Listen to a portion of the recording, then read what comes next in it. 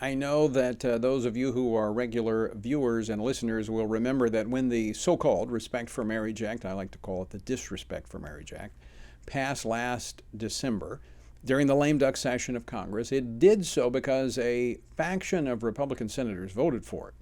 And one in particular led the effort, and that was Senator Thom Tillis of North Carolina. Now, it's very interesting that some of these senators are now getting pushback. Now, several of them retired after this. Senator Burr of North Carolina retired. So did some of our other friends who were in the Senate, and so they felt free to do so. But some are still there. And Senator Ernst of Iowa is getting a lot of pushback from her party. But now there is a proposal that Republicans are set to vote on in the state of North Carolina that could prevent Senator Thom Tillis from accessing any party funds during a primary challenge due to his vote to redefine marriage. Now, Tillis would experience a statewide censure after already earning the censure of roughly 1/3 of the county GOP chapters statewide. Well, joining me now is one of the leaders of this effort, North Carolina Representative Mark Brody. He represents the 55th District of North Carolina. Representative Brody, welcome to Washington Watch. Thank you very much. Pleasure to be here.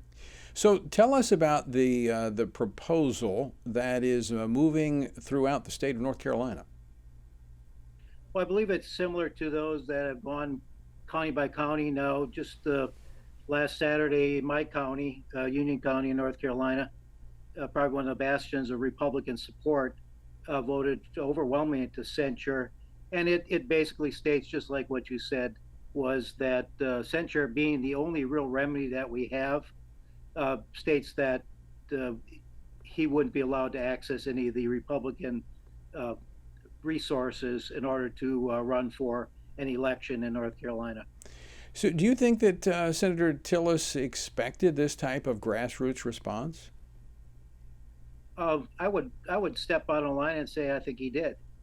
Really? He did expect it. Senator Tillis has pretty much a record of not doing what we asked him to do in Congress, all the way from working with Democrats on amnesty bills to criticizing President Trump while he was in office, and now he's working on digital currencies. And digital currency can be quite frightening if your listeners actually read up on it. Votes for deficit spending. So has he attempted to do anything to stop this proposal from moving across the state? Actually, not. No. We haven't heard anything other than he's put out his version of what he believes the Respect for Marriage Act bill said. But is anybody buying that? Is anybody in North Carolina buying that?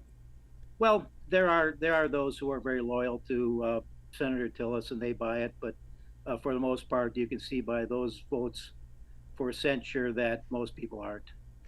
So have you followed in the other states where we see similar movements going on? This is clearly something that, we hear from the legacy media all the time that, Republicans, they've moved on. They don't care about this issue anymore.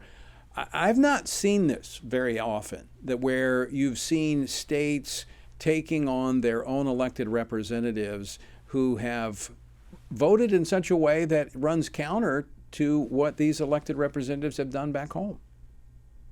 Yeah, Tony, you have to put it in perspective.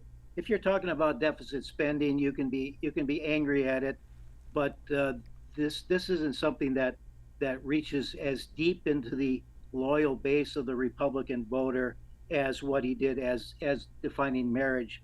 I mean, what he did was not only defied our platform, but he directly took a swipe at God's laws and God's scripture, and basically said that, well, in exchange for allowing the sin of homosexuality to be legal, we will go and protect your church. And very well that God doesn't need his church protected. No, and it's not, and that's never been the issue. The issue has been will Americans have the ability to live out their faith? Within a month of the Disrespect for Marriage Act passing, we saw a 19-year-old police officer in Georgia being forced out of his position for actually posting on his Facebook page a statement about biblical marriage. That's what we've been concerned about all along, that Americans would become the target because now it's justified after passing this Disrespect for Marriage Act. Well, you can look at it that way if you want. My two objections were, number one, that he violated the platform, which is something that we can debate openly in the Republican Party, and he knew very well what the platform stood for, Right. not only the state party but the national party. But the other is that we are actually codifying something that God's law actually prohibits. Yeah. Well, I would agree with you on that. Representative Brody, good to see you. Thanks so much for taking time to join us, and we'll be watching how this proceeds.